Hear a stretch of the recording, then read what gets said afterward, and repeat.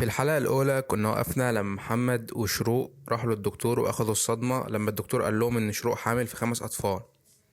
اضغطوا على اللايك ويلا بينا نشوف الحلقة التانية مخبينا ايه. بتبدأ الحلقة التانية بإن الدكتور بيأكد لهم إن شروق حامل في 5 أطفال. محمد بعصبية يقول لشروق: انت هببت ايه يا شروق؟ ويبص محمد للدكتور ويقول له: جايز يكون طفل واحد عنده 5 قلوب يا دكتور. فيرد الدكتور بسخرية ويقول له: طفل واحد ازاي؟ يعني هو اخطبوط؟ فمحمد بيترجاه انه يتأكد وانه يطفي الجهاز بتاع السونار ويشغله تاني، ويسأل الدكتور بتعجب: هو ممكن حد يكون حامل في رقم زي ده؟ فالدكتور يرد عليه ويقول له: ايوه طبعا، حصلت وبأعداد كبيرة كمان. فمحمد بيقول للدكتور ان الحمل ده مش هينفع يكمل، وانه يديهم حاجة تنزل لهم الحمل ده ويركب اللولب وخلاص، خلصت على كده. بس طبعا الدكتور يرفض يعمل حاجة زي كده، ويقول له ان دي جريمة وان ما ينفعش حاجة زي دي تحصل.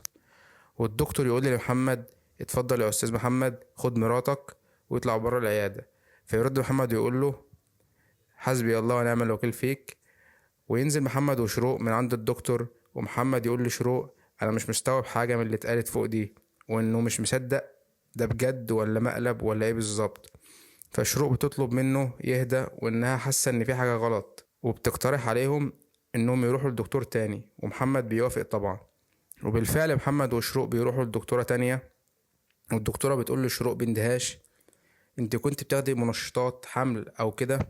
فترد شروق وتحلف وتقول لها: لا والله يا دكتورة ما اخدتش حاجة. فترد الدكتورة وتقول لها: سبحان الله، انت حامل في 5 أطفال.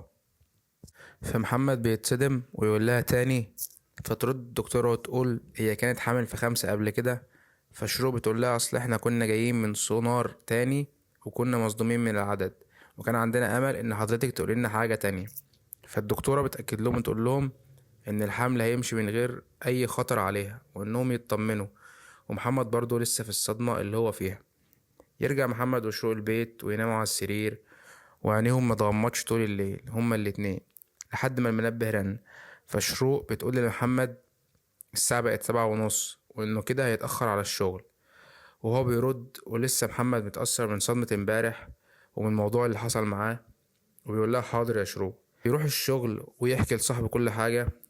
فصاحبه بيندهش كده يقول له: 5 يا محمد؟ وصاحبه بيقول له: ليه يا ابني، انت مازنجر؟ بيرد محمد وبيقول له: والله ما اعرفش، الدكاترة بتقول انها حالة نادرة وحصلت لناس كتير. بيقول محمد لصاحبه انه عمال يقلبها طول الليل في دماغه ومش لاقي حل، وبيفكر يشتغل شغلانة تانية او شغلانة تالتة كمان. فيرد صاحبه يقول له: شغلانة تانية ايه يا ابني؟ انت عاوز 5 شغلانات؟ ويقول له: انت مصيبتك منيلة ب60 نيلة، وانه اي خطوة ياخدها يضرب المصاريف في 5. محمد بيقول لصاحبه انه فكر ينزل حمل، بس شاف هو وشروق على النت ان الموضوع ده حرام، فقرر انه يلغي الفكرة من دماغه. فصاحبه يقول له: في حالتك دي مش حرام، وان حرام لما يكون طفل واحد، انما 5 أطفال مش حرام. ويتفقوا انهم يخلصوا شغل ويروحوا يسألوا الشيخ في الموضوع ده. شروق وهي في الشغل كل اللي شاغل تفكيرها ال5 أطفال اللي في بطنها وإنها هتعمل إيه فيهم. فتبتدي تعمل سيرش على حالات زيها كده وتشوفهم علشان جايز تطمن شوية. فصاحبة شروق بتروح لها وتنده عليها علشان تسألها في حاجة في الشغل. فتلاقي شروق فاتحة الفيديوهات عمالة تتفرج عليها لا بطريقة: ايه العبث اللي انت بتتفرجي عليه ده؟ فتقوم شروق بعصبية وتقول لها: انت ما تعرفيش الست دي تعبت في الحمل قد ايه، وانها مش بتفكر غير في نفسها. ولما تحس شروق ان صوتها عالي وانها في الشغل تتأسف لصاحبتها وتقول لها ان هرموناتها بايظة شوية اليومين دول. نرجع بقى لمحمد وصاحبه اللي فعلا بعد الشغل راحوا الشيخ يسألوه عن الحالة بتاعت محمد وهل ينفع الحمل ينزل ولا لأ. فالشيخ يقول لهم: حرام طبعا. فمحمد يقول له: بس دول 5 يا شيخ، مش واحد ولا اتنين. فالشيخ يرد عليه ويقول له إن كده الحرمانية أكبر، لأنه كده بينهي حياة 5 أطفال مش واحد بس. محمد وصاحبه بيروحوا الشيخ والتاني والتالت والرابع وكلهم نفس الكلام: إن حرام تنزيل الحمل. محمد وصاحبه بيروحوا عند صاحبه البيت. فبيقول له صاحبه: انت قدامك حل من الاتنين عشان ما تتعبش نفسك: يا تنزل الحمل وتخلص وتشيل ذنب تنزيله، يا تسيبه وتشيل ذنب ان العيال يطلعوا مشردين او هيموتوا من الجوع. وبيقول له من الاخر: اختار لك ذنب تشيله. فمحمد بيرد عليه ويقول له انه حتى لو اختار ذنب تنزيل الحمل هيعمل كده ازاي، ومفيش دكاترة بيعملوا كده. فيرد صاحبه ويقول له: انتوا لسه في اول الحمل يا ابني، يعني الموضوع اهبل يخلص بحبايتين. فمحمد يرد باستغراب كده، حبايتين؟ حبايتين ايه؟ فصاحبه يقول له حبايتين عادي من بتوع الاجهاض، ويقنع محمد انه يعمل كده بسرعة عشان بعد كده الموضوع بيبقى صعب. حما محمد اللي هو بابا شروق بيروح لشروق البيت علشان رن عليها كذا مرة وهي مردتش. فشروق بتقول له انها متضايقة شوية وانها كانت عاملة التليفون سايلنت وما سمعتوش، فيتعصب على اساس انها متضايقة من محمد او محمد عمل لها حاجة. بس شروق بتقول له ان الموضوع مش، وبتبدأ تحكي له انها حامل في 5 اطفال وانها متضايقة علشان مش عارفة هتصرف عليهم منين وكده. فباباها بيفرح جدا لانه كان نفسه يكون ليه احفاد كتير حواليه، وبيقول لشروق ويطمنها انها ما تحملش هم اي مصاريف خالص وانه يتكفل بكل مصاريفهم.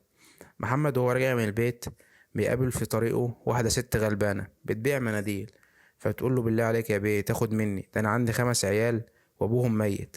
فمحمد ساعتها بيفتكر اللي هو فيه وبيتخيل الست دي انها شروق مراته، وبيطلع على صاحبه علشان يشتروا حبوب الاجهاض دي. محمد وصاحبه شوقي بيروحوا الصيدلية وبيطلبوا من الدكتور حبوب الإجهاض، ويقولوا لو سمحت يا دكتور كنا عايزين حبوب إجهاض. فالدكتور يرد باندهاش، إجهاض؟ فشوقي يرد يقول له أيوة، من اللي بتسقط العيال دي.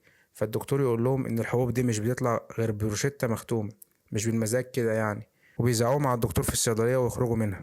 بعد ما يخرجوا من الصيدلية، الراجل اللي شغال في الصيدلية مع الدكتور بيخرج وراهم وبيقول لهم انه يعرف يتصرف لهم في الحبوب دي. وفعلا اداهم رقم وكلموه واتفقوا معاه على انهم يوصلوا له الحبوب دي في الشغل، بس بشرط ان الموضوع يتم بهدوء وان محدش يحس باي حاجة. محمد بيرجع البيت وشروق بتدخل عليه الأوضة وتقول له اتأخرت كده ليه يا محمد النهاردة؟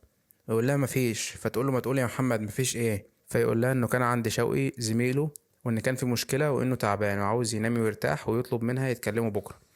فشروق ترد بعصبية وتقول له خلاص براحتك، على الله ما لقاكش قاعد بتكتب في البلكونة.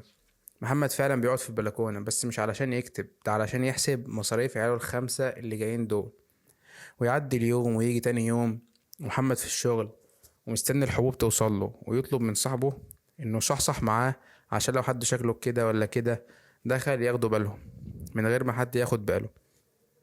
يدخل واحد على محمد ويفتكره هو اللي جايب له الحبوب، ويقعد يقول له سيب الحاجة على المكتب ويمشي من غير ما حد ياخد باله. والراجل قاعد مستغرب ويبص لمحمد باستغراب ومش فاهم اي حاجة، لحد ما الشخص اللي جايب لمحمد الحبوب بجد يجي ويقول له حبوب الإجادة يا زميلي، ويحطها على المكتب ويمشي.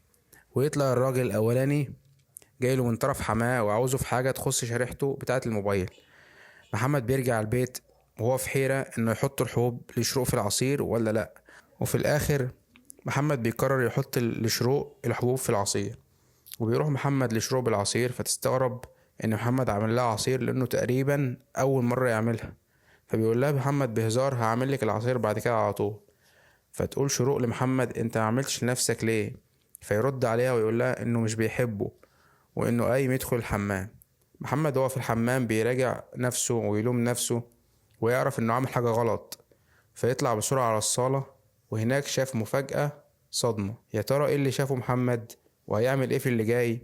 استنونا الحلقة اللي جاية من مسلسل كارثة طبيعية. وبكده يا أصدقائي تكون الحلقة التانية خلصت من مسلسل كارثة طبيعية. استنونا الفيديو الجاي وحلقة جديدة، وما تنسوش تشتركوا في القناة وتفعلوا الجرس عشان يوصلكوا كل جديد.